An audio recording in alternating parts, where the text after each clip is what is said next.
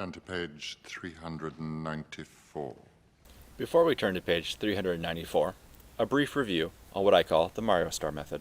In the Mario games, the star makes you invincible for a short period of time. Placing a sharp, natural, or flat directly in front of a note has a similar effect. It changes that note for the rest of the measure. That's the short duration of time. If this confuses you or doesn't quite click, check the description below and watch Part 1, the Mario Star method. While the key signature may be a dark art, it's not all that scary once you understand the natural order of things.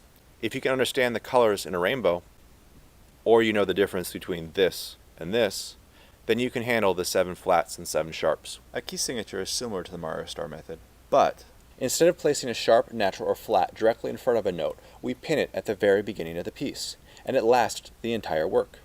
Think of it like a Super Mario Star that lasts the entire duration of a game. Here are 16 B naturals. Many of you may not be used to looking at 2 lines of music like this. This is measure 1, this is measure 2, and this is measure 3, and here is measure 4. The top line is treble clef, and the bottom line is bass clef. I want them to all be B flat.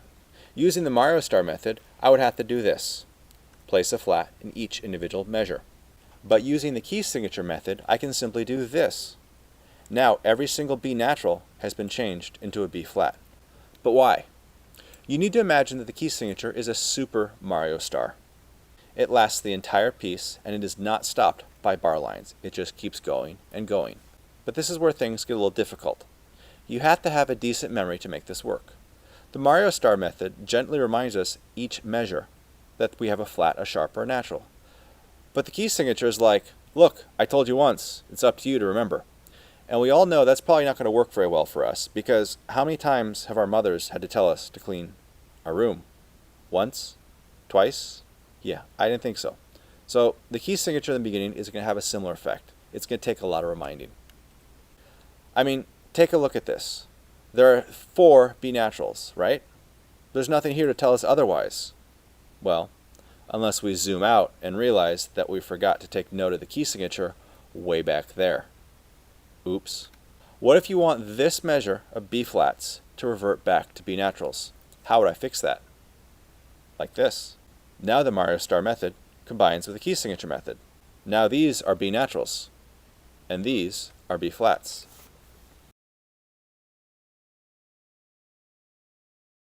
Well, Harry's got sort of a wonky cross. That's trials and suffering. And that there could be the sun, and that's happiness.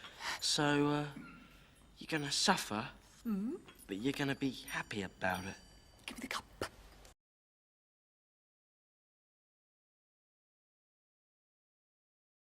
Okay, we've dealt with a whole bunch of flats now. Let's talk about sharps. Here we have 4 measures of F naturals.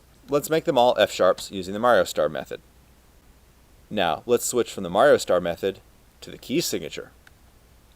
Did you notice something? Something isn't quite right here.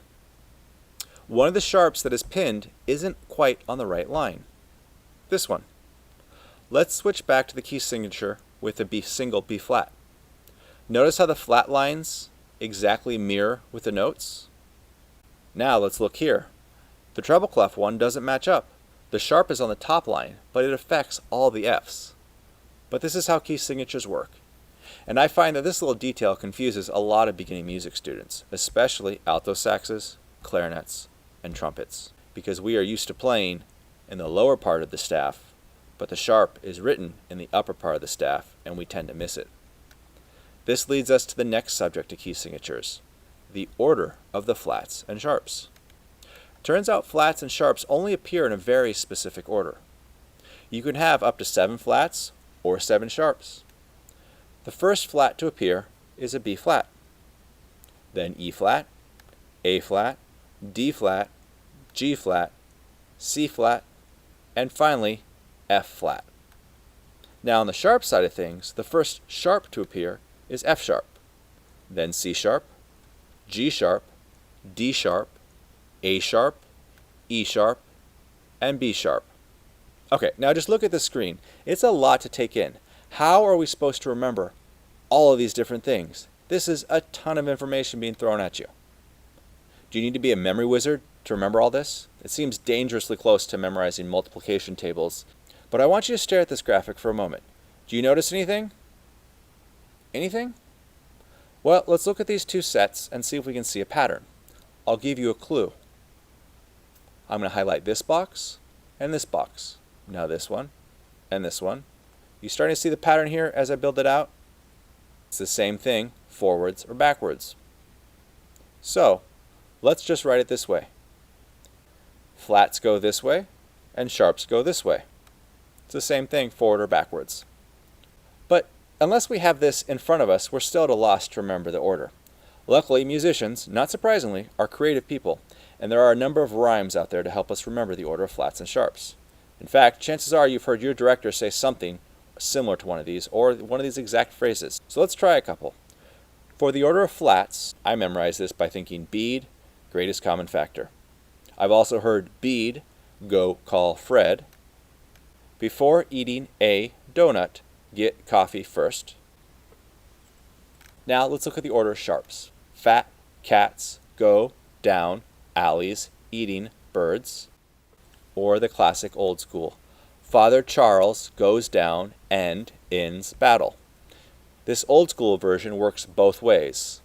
Battle ends and down goes Charles's father for the flats, or backwards, Father Charles goes down and ends battle for the sharps.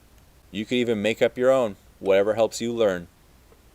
Now let's talk about this order. You might be thinking this is a weird and oddly specific way for flats and sharps to appear in music. You mean to tell me I can't jump around here?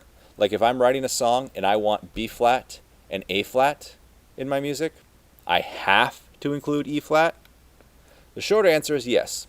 This is why they call it the order of flats and sharps. There is exactly that, a precise order. Now in this example, you don't have to use E flat in your piece, but you do need to include it in the key signature to activate the A flat, which is what you do plan on using. But let me show you other examples where this order works in worlds that you already understand. Video games. Like it or hate it, Fortnite has been a hit for some time now. In this game, you have progressive skins. You can change the appearance of how your character looks. And if you see this across the map from you, or this skin, those are two different outcomes. The first one tells you that's somebody who hasn't played very much. The second one tells you it's someone that's played a lot. So here we see the concept of order being used in Fortnite.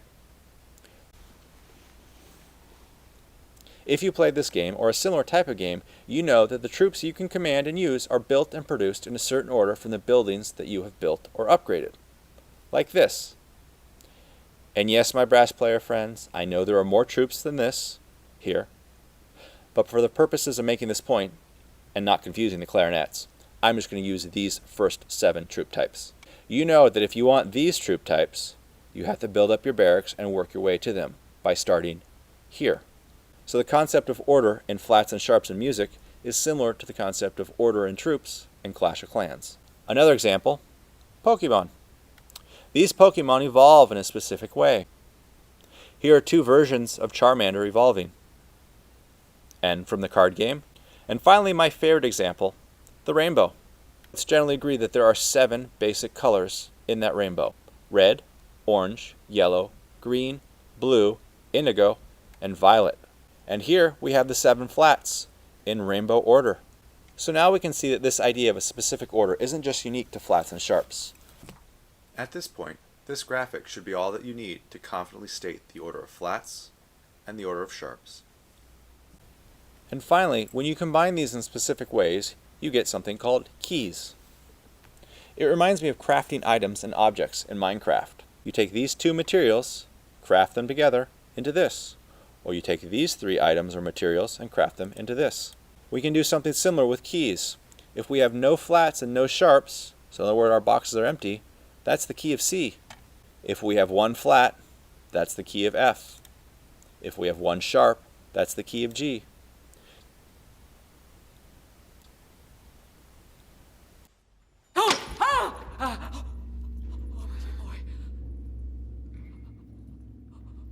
My dear, you have the grim. The darkest omens in our world. It's an omen of death.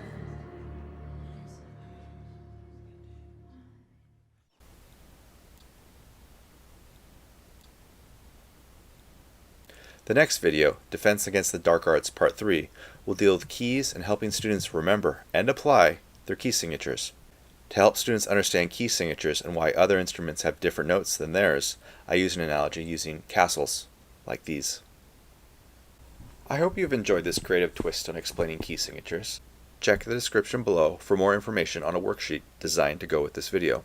Like you, I'm dealing with large numbers of students, and out of necessity, I design my worksheets with an eye towards ease of grading and checking. I will also make these graphics available. I'm working on making them into posters for free use in your classroom. For more information and details, check the Director's Corner page on this website. I put all this out there for free as I've been helped tremendously in my career. Editing these videos takes a crazy amount of time, something like seriously an hour per minute of finished video. You can help with any combination of liking, sharing, or subscribing. Thanks for watching.